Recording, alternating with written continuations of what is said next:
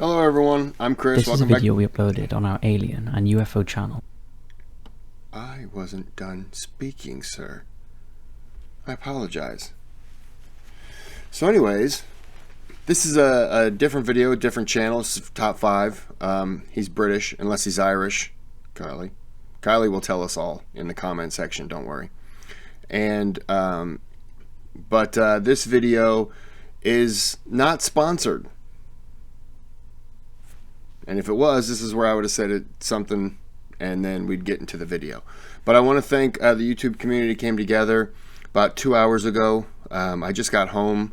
We had a small group. It was about 53 million people.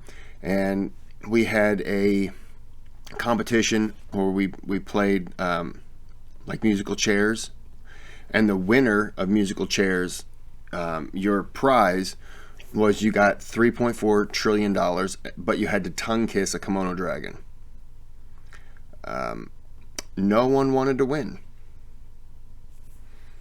So it was a wasted trip. But they flew us all out there and flew us all back very angry because they had cameras there. They were like, we're going to record a tremendous incident. We were like, what does that mean? They're like, just shut up and just go in that cage. We were like, okay. And they're like, here, and wear this meat around your neck. And we were like, no, it doesn't make any sense. So it was a bustaroo. But, you know, it is what it is. I'm supposed to tell you, YouTube working with Google is canceling accounts if you don't like and subscribe to the channel. They said that you have to, per the new laws that they're passing in Congress in Bangladesh. So if you don't, if you're ever in Bangladesh, you will be arrested. So just letting you know right off the bat. And we're going to go ahead and get into this video. This is the most violent extraterrestrial incident ever documented. Destination declassified. I have seen a couple top 5s. I saw one on the Titanic. I like him or her. You know, I'm open to whatever they are. So I'm moving the mouse around. I normally don't do that, so I'm going to let off the mouse. And we're going to hit this button, and we're going to watch a roo together. Let's go. Destination declassified. If you have any interest in the search for life, See how rude it is to talk over somebody, sir? For all your UFO and alien news. Now, please enjoy.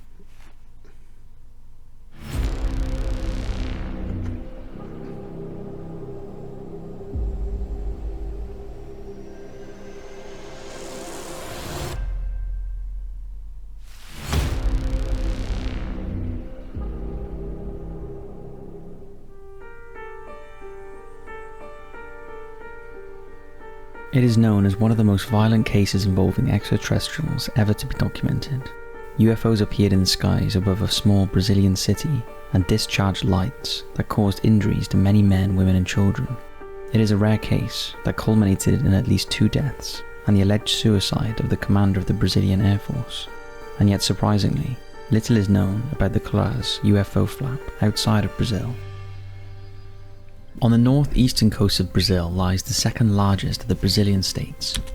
This is just I didn't hear anything about this, as he just said, or she, but Brazil is huge. I mean, I knew it was big, but it's like extremely large.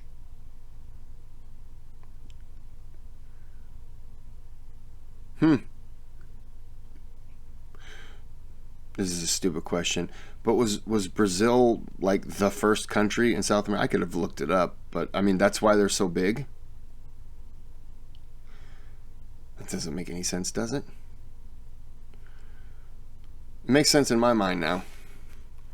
Wow, I read that one as Straits of Romania, but I'm a fool. Para. Here, the island city of Kris is separated from the mainland because of its location in the Amazon River Delta, as it empties into the Atlantic Ocean. During the late 1970s, at the time of the events in question, there were approximately 2,000 residents living there.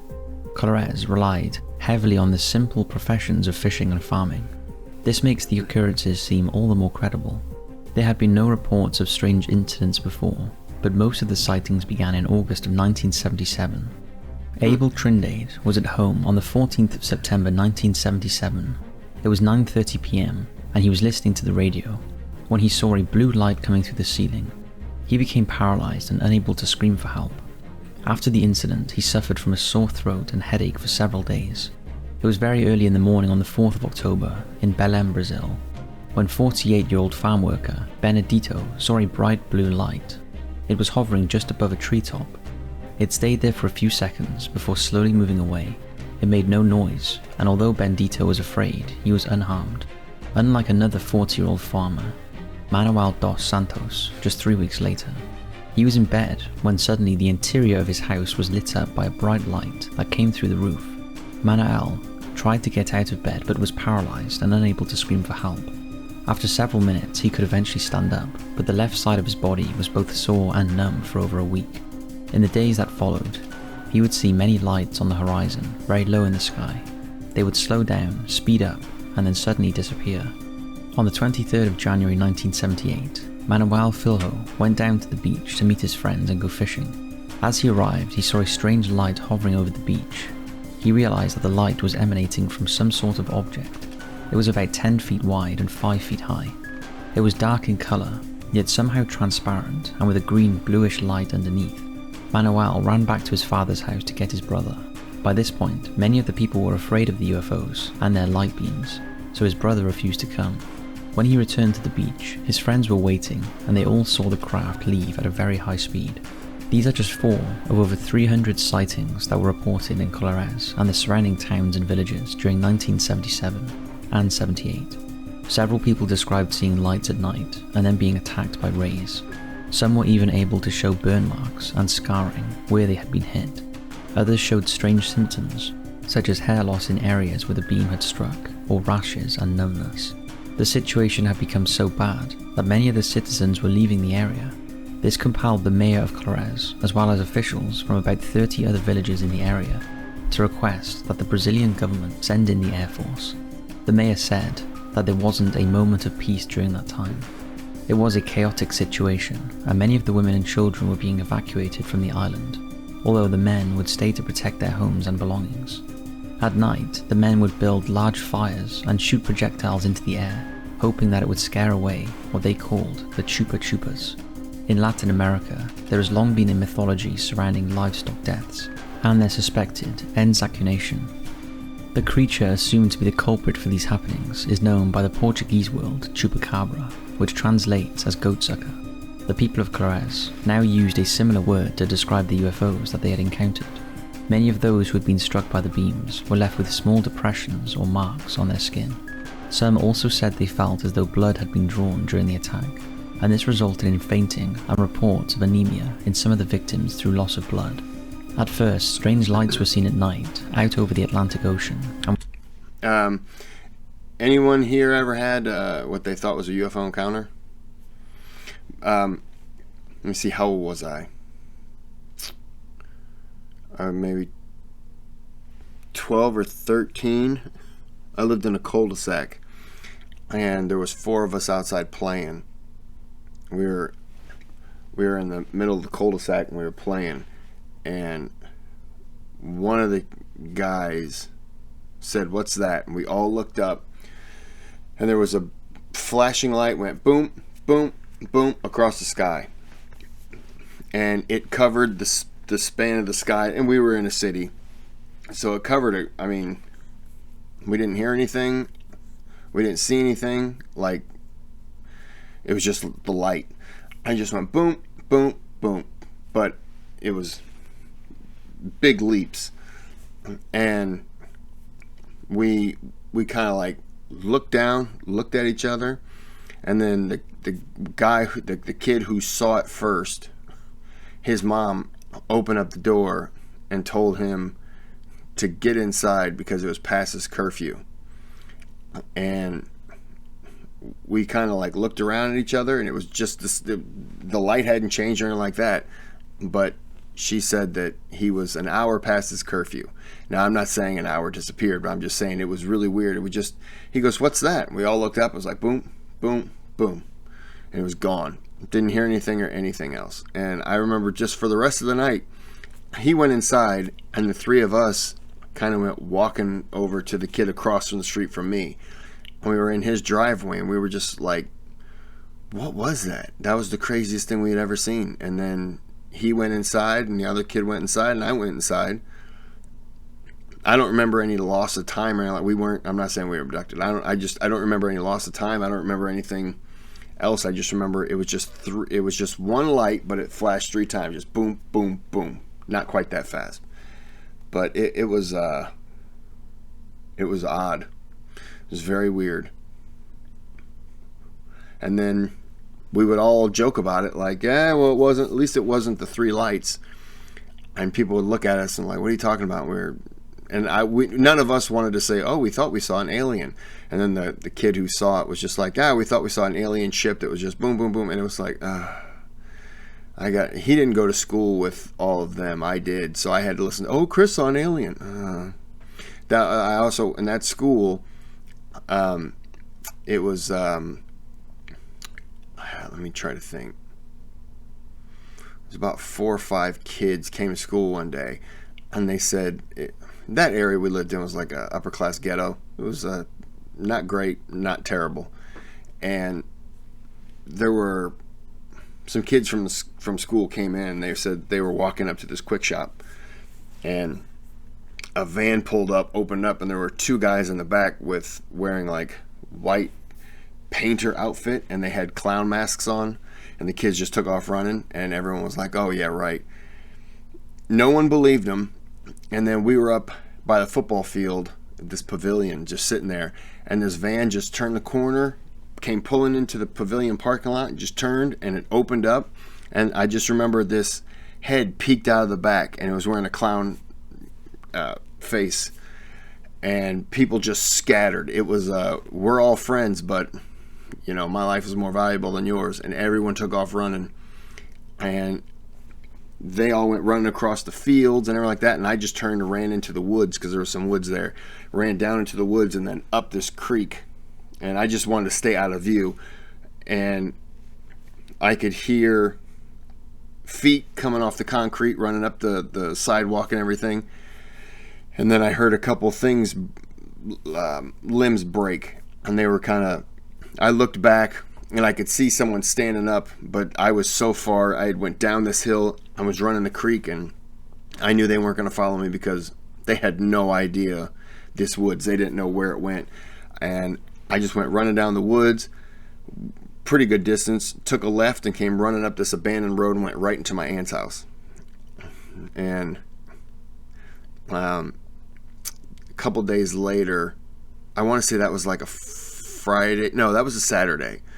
And a couple days later, when school came around, they said that they saw that van driving all around. And I remember they brought it up in school, and some of the teachers were like, there's no people in clown outfits. And I was like, yeah, I saw it one time. And they were like, oh. And a couple other kids that weren't known to exaggerate were like, nah. I've seen the van that they referred to, and the driver went, like, they drove past and they turned around and came back again, and the driver had on a clown mask then, and he was waving like this, like real creepy. And they had, I do remember, I think they had like a boom box that they were playing ice cream music on. Do-do-do-do-do-do-do-do-do-do. And they were going real slow, and they were just waving at kids. It was super creepy. I never heard of an incident where they kidnapped anyone or killed anyone. I think it was just some people, probably like teenagers, late teenagers, who just got a hold of a creepy van and then just started harassing younger kids, because it was 5th through 8th grade. This has nothing to do with this story, but it just kind of reminded me of it. I apologize. I'm going to get back into this one. We can talk about UFOs. Were described as being vague and shapeless, but as the lights came closer inland, they were actually discovered to be UFOs. Some of these crafts were said to be ovoid, others were saucer-shaped or disc-like, with spinning lights revolving around the exterior. Some were described as umbrella-shaped, and others as hat-shaped. Some silver and others brown, some huge and others quite small. It appeared as though there were several types of UFO, all converging on the one place. The Portuguese translation of the word, unidentified flying object, is extremely complex, so the islanders use many other words to describe their experiences, calling the strange phenomena names such as the worm, the thing, the fire, the animal, or the bug. Because they came from the direction of the Atlantic, some of the local people thought that the UFOs were rising up out of the sea. This led to many theories about an underwater base around the Baía do Sol area. On the 29th of October, Benedito Campos and his pregnant wife, Sylvia Marie, were relaxing in their living room. Through the window, they could see an oval-shaped object hovering outside. It was silver in colour and appeared to have a green searchlight. As the couple watched, the light fired through the window, directly hitting Sylvia and causing her to fall into a trance-like state. She later said that she felt as though her veins had swollen after she had been struck. While Benedito was trying to help his wife, the couple saw a pair of figures enter their property. One of the figures was carrying a golden torch. A neighbour came running to the house to help the couple, and the figures left. Now almost catatonic, Sylvia was carried by her husband to the neighbour's home, whilst the strange object seemed to follow them. It then struck Benedito with its green beam of light, leaving him almost paralysed. The neighbour helped to get the couple to his boat so that they could be taken to the nearest medical centre. The neighbour reported that the UFO followed them to the boat, but did not emit the beam again.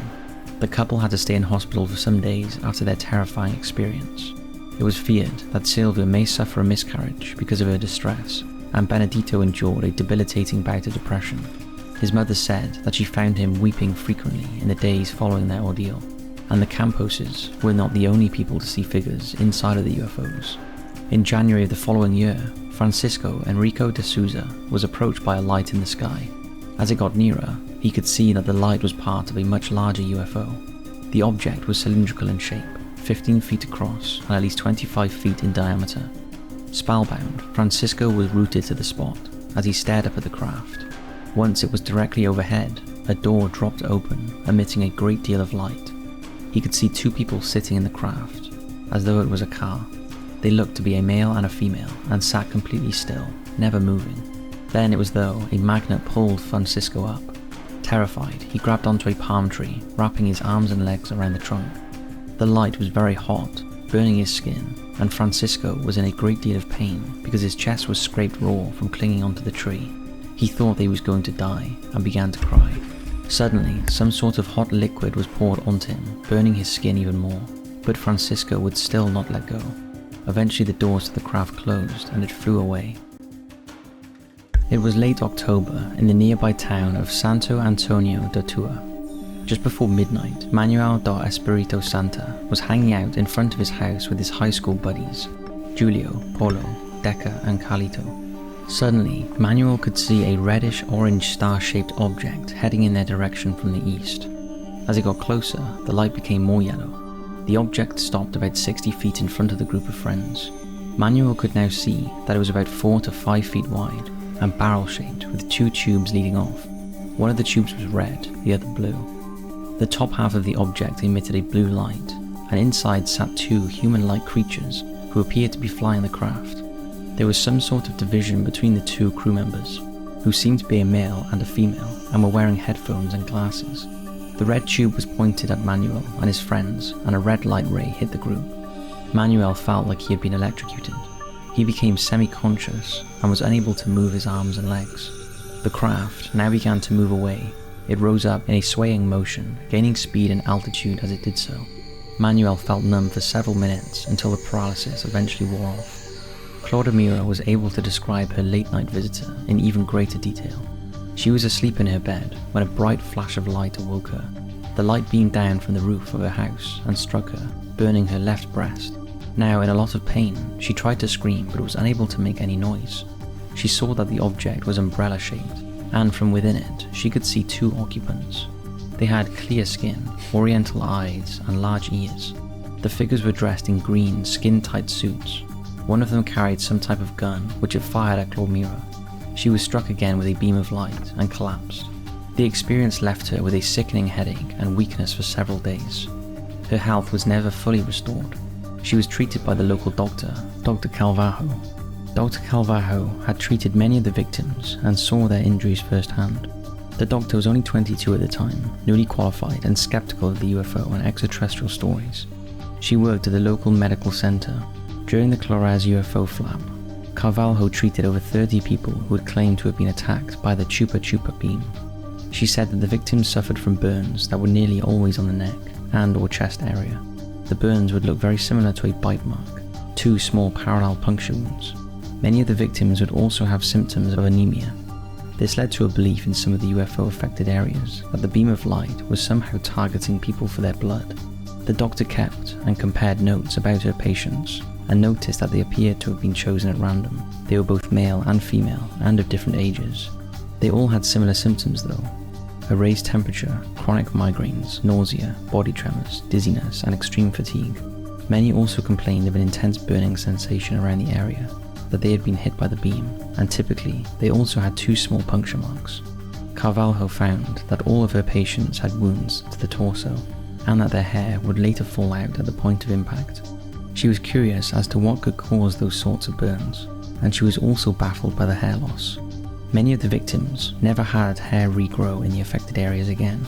She took 2 of her patients to the capital of Berlin for further treatment and they later died. One had flu-like symptoms and the cause of death given was a stroke. Strangely, the 2 small puncture wounds on her left breast were not mentioned on the death certificate. Dr. Carvalho had treated cancer patients before and was familiar with radiotherapy treatment, and she felt that the burns were consistent with that type of therapy associated with cobalt radiation. Most of her patients told her the same story. A UFO would arrive without warning, and a 3-inch beam of light would hit them. Then, after they had been struck by the beam, they were paralyzed, as though a heavy weight was pushed against their body. Their eyes were open, and although they would try to scream, they would find it impossible. The beam was almost too much to bear, and felt like a cigarette burn. Eventually the light... So are they saying the beam was some kind of a radiation chemical? Was that what it was? The beam would withdraw, and the craft would disappear. It seemed that the alien attackers never had to search for their targets. There was no searchlight or spotlight that gave a victim any warning that an attack was imminent. The craft would just come down, and then the beam would strike. The precise target on the body would be random, sometimes the face or torso, sometimes an arm or a leg. The Regional Air Command of the Brazilian Air Force arrived 90 days after they had been requested to begin their investigation, with a group of only 30 men. The court... They arrived 90 days after? A little slow. Team comprised of just 6 men. The doctor would later report that she was initially ordered by the Air Force to persuade the locals that it was all just a case of mass hysteria, and that the people were suffering from some sort of sociogenic illness. The authorities did not want widespread panic, but the doctors refused to do this, even though she was treated with dismissal. No longer cynical, she had experienced the phenomena herself when she was walking down the main street in Clarez late one afternoon. She saw some sort of UFO hovering quite low over the road. It was cylindrical in shape, and there were 2 small beings inside of the craft. She believed they were no more than 4 feet tall. The investigation into the strange events was headed by Captain... How would you know? Orange Hollander, who was head of the information office, and his second in command, Sergeant Flavio Costa. The 2 men led all communications during the inquiry. From the late 77 to early 78, they carried out a very comprehensive investigation into the sightings. They interviewed hundreds of witnesses from Clarez and the surrounding villages in what became known as Operation Saucer. The team began evidence gathering, but they had little in the way of equipment for the undertaking, just a few cameras and tape recorders. However, many of them were able to experience the phenomenon for themselves, and saw the mysterious UFOs many times during the investigation.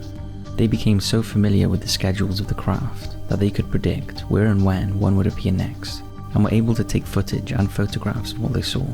This included film of the craft going into the sea. Unfortunately, after only 4 months, Operation Saucer was ordered to close down. However, by this point, Captain Hollander and Sergeant Costa had collected together a report of over 500 pages, as well as more than 200 photographs, film of the UFOs, numerous sketches, and maps showing the routes that the craft would take. Although it had now officially been closed, the investigators continued to work on the case because of their own personal interest. In spite of their findings being top secret, random pages from the inquiry started to leak out to the press, and ufologists were able to assemble a file of over 300 encounters and sightings. Over half of these incidents had been experienced by the investigators themselves. 20 years later, Captain Hollander was interviewed for a Brazilian UFO magazine. He had been retired for quite some time and decided that he wanted to share his first-hand knowledge and evidence of the Kris flap with the world. During this interview, he told a strange story of his experience during the 1977 investigation. Like many of the other witnesses that he had questioned, he was awoken at night by the beam of a bright light. He then felt the presence of a being enter his room and lay down beside him. The being had no discernible facial features and spoke into Hollander's ear with what he described as a metallic sounding voice, telling him that he meant him no harm. Only 3 months later, Captain Hollander was found hanged at his home from a suspected suicide. This led to many conspiracy theories, and it was alleged that the government murdered Hollander in order to shut him up. Other theories about what was really going on in Kris have led to speculation about Russia and China using the area for testing of new technology. This is always the case when there are UFO sightings over the Americas. There have also been rumours about CIA drones and even top secret testing carried out by the USA itself, so it's unknown which countries' governments, if any, would have been responsible for the captain's death. Ball lighting is often used as an explanation for UFO sightings and has been offered up as a reason for the lights that was seen entering several homes in the area, but there is little evidence for this. Also, not a lot is known about ball lighting, and it's difficult to explain one strange phenomena with something else that is just as inexplicable.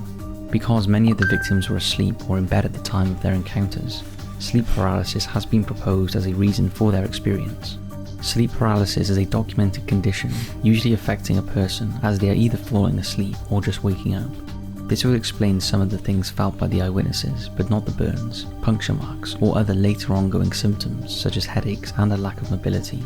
In 2005, a group of Brazilian ufologists were successful in their campaign to have the Air Force open some of their classified files.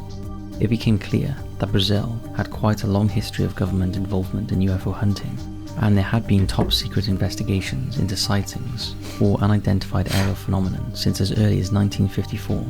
Much of the evidence on file had been gathered by the Air Force, but there were also reports from the Brazilian Army, Navy, and intelligence personnel.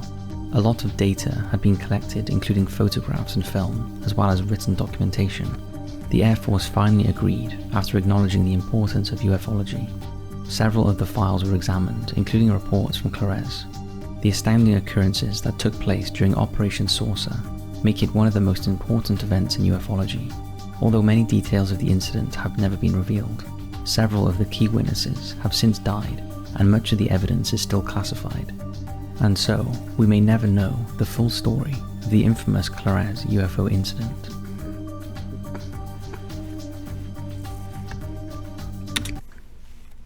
So that was a weird one. Little balls coming down, shooting people with some kind of radioactive material, I think, or because the chemotherapy part is what got me. So radioactive. Is that what I'm thinking of? Something. I'll have to look into this because I don't know anything about it. Well, that was interesting. Subscribe to the channel if you like it or if you don't like it, so that way when new stuff drops you know to either come watch or to not watch. And then like the video if you like it, and like it if you don't like it. That way you make YouTube mad. Alright, look, I'm going to end this here. I still have quite a few videos to make today, so yep. Have a good day, have a good night. Just pick one and make sure you have that. Goodbye.